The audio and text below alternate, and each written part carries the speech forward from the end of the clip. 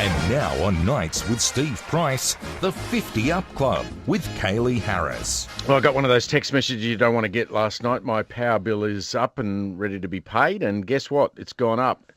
Kayley Harris from 50 Up Club joined us. I'm not alone, am I? No, it's going up in all states, Steve. Unfortunately, it looks like a 20% increase across all states come July, which has got everybody worried, and a lot of people asking questions as well, how come this keeps happening? Well, inflation's sitting at record lows. Interest rates are at record lows. So particularly people listening to us who are on fixed incomes are getting, if their money's in bank interest, are getting basically, zero return. And yet we get a 20%, as you say, increase. In some states, I think it's even higher. How are the power providers justifying these increases? Why are they saying it's happening? Yeah, well, we were asking this at the 50 Up Club during the week, and we spoke to energy analyst David Leach. He's from ITK. He says that we actually have to get used to it because he said power prices have been relatively stable for some time, but just like real estate, they go up and down. So he basically said get used to it because it's going to keep happening, and as the coal-fired power stations need to either be renewed or taken offline, we can expect the power prices are going to keep going up. And those sentiments were echoed by Don Harwin this week, the New South Wales Energy Minister, basically saying the same thing, get used to it. See, I don't think what a lot of people don't appreciate is you now got a power station taken out of the grid in South Australia. They actually stupidly blew it up. Hazelwood is now decommissioned. And so there is a lot less coal-fired generation available. A lot of the power grid then hangs off solar and wind. And if the sun don't shine and the wind don't blow, then the coal stations are not able to provide as much energy as we need. And so the price spikes. And I guess that then averages out into your bill because the providers have got to buy power at a higher price. Exactly right. It affects the spot price, and electricity can make up to 45% of a household's bill, which is a massive amount.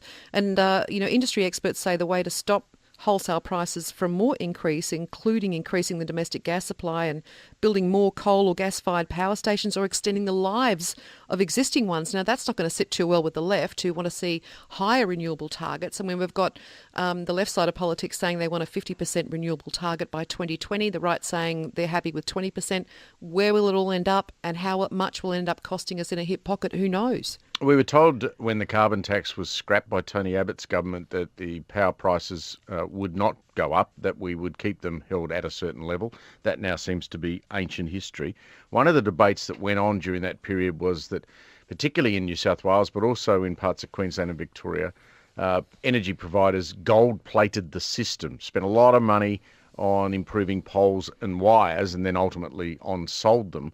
Is that contributing to the higher prices? Oh, definitely. I mean, the investment in poles and wires, as you said, called gold plating, has made the grid more reliable and created excess grid capacity. But in fact, David Leach, the energy analyst, told us this week that substations have now got too much capacity in some cases and are not being used.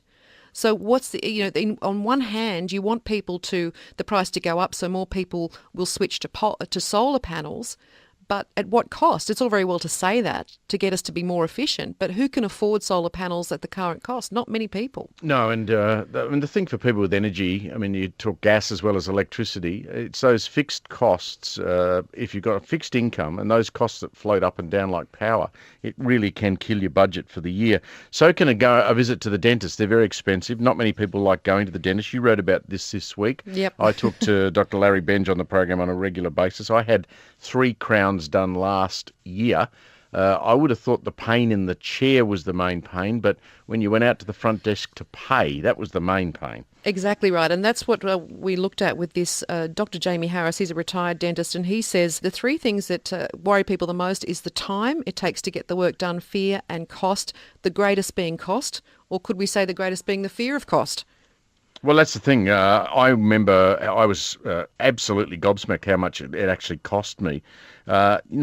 This guy who's written the book that you're talking about, Dr. Jamie Harris, he said that if a dentist goes, oh, well, you desperately need that work, it's a crown and you need it done now, and it's going to cost you $5,000, what you do is, according to him, go and get a second opinion. Yeah, and I questioned him on that, and I said, but that's going to cost you another visit to the dentist you'll have to pay for. And he said most dentists will give you a second opinion for free.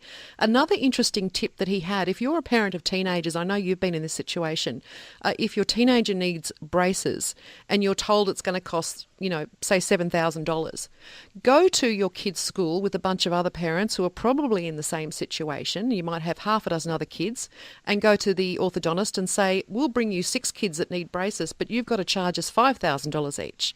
So the dentist then gets a massive amount of money. He gets $36,000, $37,000, $40,000, whatever it may be, to do a bunch of kids, and you've saved yourself some money as well. So That's clever. Isn't it clever? The other one he had was too, most of us live within 15 minutes of our dentist, right? So if you go to your dentist and say, I'm just 15 minutes away, if you have a cancellation, call me and I'll come straight away and you give me a discount. Because dentists like bums on seats as much as aircraft do. And that way he's fulfilling, he's got someone in the seat, because dental overheads can run at about 65%. And I think that's what a lot of people don't realise, is that dentists have very high overheads.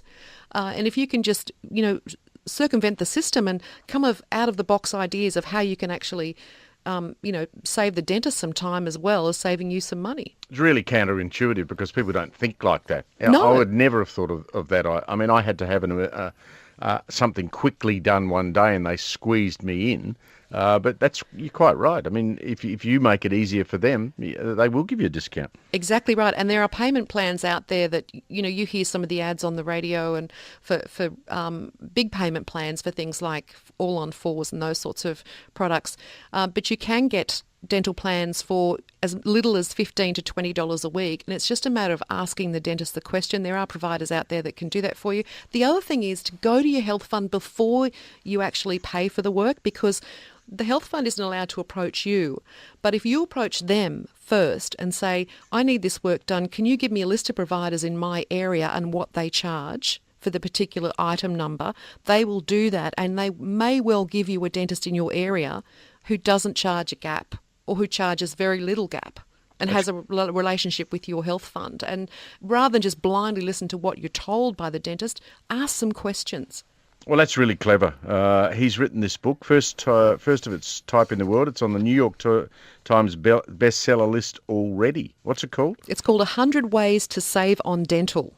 And you could look that up online, I guess. Yeah, absolutely. Kayley, thanks a lot. Talk to you next week. See you, Steve. Kayley Harris from 50 Up Club.